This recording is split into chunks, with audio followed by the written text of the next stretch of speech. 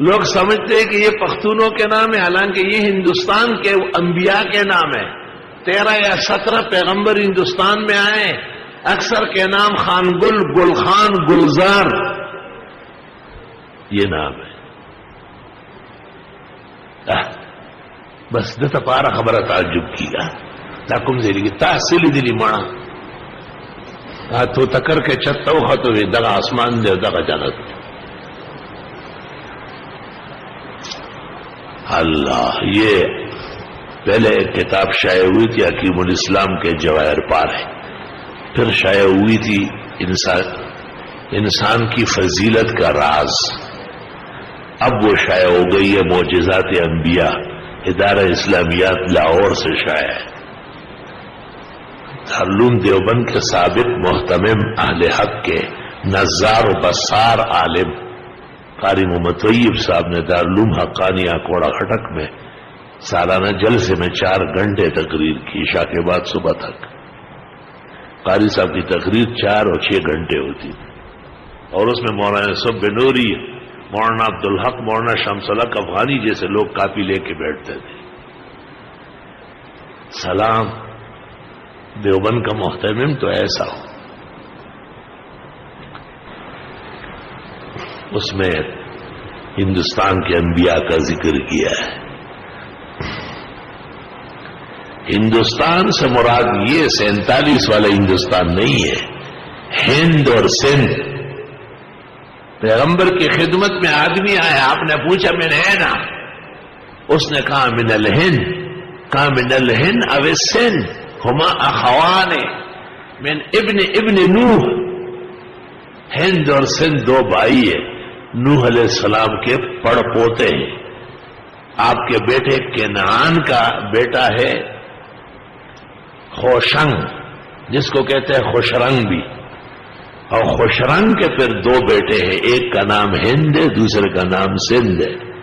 یہ سارے افغانستان اور یہ کاشغر اور چائنا اور یہ سارا برما، رنگون، یہ سب ہندوستان ہے، ہند اور سندھ۔ پھر اس میں سے ہند جو ہے اس کے بچے 60 ہیں، ان میں پشاور بھی شامل ہے، کاشغر بھی شامل ہے، کابل و زابل بھی شامل ہے۔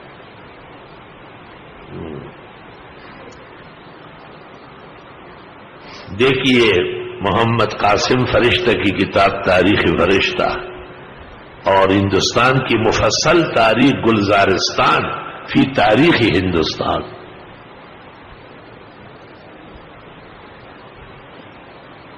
امام راضی کہتے ہیں تفسیر سورۃ یوسف میں 12ویں پارے میں ہندوستان گیا کیونکہ یہ ابراہیم علیہ السلام کا وطن ہے۔ یہ دیکھ عبد الماجد دریابادی نے تفسیر میں لکھا ہے، افسوس امام صاحب نے یہ نہیں بتایا کہ ہندوستان میں کہاں گیا۔ میں نے اس پر لکھ دیا پشاور آیا ہے، کیونکہ وہاں اوپر ایک قلعہ ہے، اس کا نام ہے جمرود، یہ اصل میں ہے نمرود، اور یہی دارالخلافہ ہے۔ اور 2 پہاڑ ہیں 6 میل کے مسافت میں، 6 فٹ نیچے گہری کھودنے کے بعد راکھ نکل رہی ہے۔ یہاں حضرت ابراہیم علیہ السلام کو جلایا تھا، قلنا یا نار کونی بردم وسلاما علی ابراہیم۔ اور وہاں سے بچ نکلنے کے بعد نمرود نے اپنی بیٹی سارا دے دی انعام و اکرام میں کہ خدا کا قہر کم ہو جائے۔ اور مقامی لوگوں نے بھی ایک لڑکی پیش کی تھی خیبرہ، کہتے ہیں فشتون نام کا بیٹا ہوا ہے، آگے نسل چلی، مقدمہ تاریخ ابن خلدون ہوا۔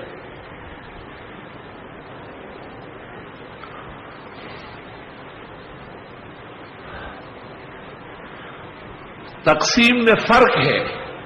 ابو ریحان البیرونی یہ سندھ میں ایک جگہ ہے، کیا نام ہے اس کا، وہ جو ایگریکلچر کالج ہے بہت بڑا، بیرانی، وہ کہتے ہیں ولدت بالبیرانیہ وہی قریۃ من قریٰ سندھ والسندھ من تہلکہ کابل۔ ابو ریحان البیرونی سفر نامہ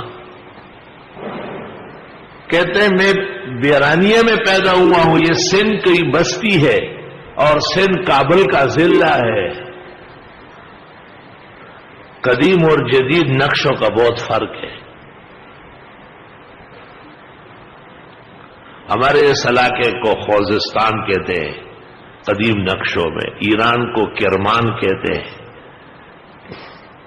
بخاری شریف کتاب الحج میں ہے لو اراد احد من کرمان الی الحج. اور بعد میں پھر کرمان اور خوزستان اور یہ علیحدہ علیحدہ صوبے بن گئے، دور دور ہو گئے.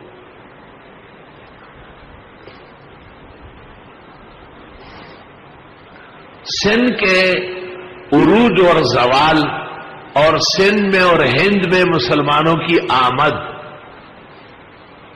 تاریخ فرشتہ کے علاوہ زیادہ معتبر وہ بلازوری محدث ہے اور اس کا نام ہے فتوح البلدان.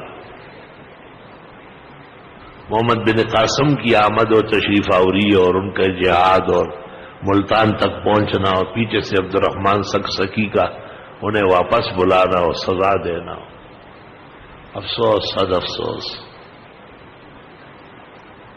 وی دل کے پپولے جلوٹ سینے کے داغ سے اس گھر کو آگ لگ گئی گھر کے چراغ سے. اپنوں نے ایسی سزائیں دی ہے کہ پوچھو نہیں. دل کے پپولے جل اٹھے سینے کے داغ سے اور اس گھر کو آگ لگ گئی گھر کے چراغ سے. اللہم صلی وسلم علی النبی وعلی آلہ واصحابہ وبارک وسلم وسلم علیہ. لوگ سمجھتے ہیں کہ یہ پختونوں کے نام ہے، حالانکہ یہ ہندوستان کے انبیاء کے نام ہے.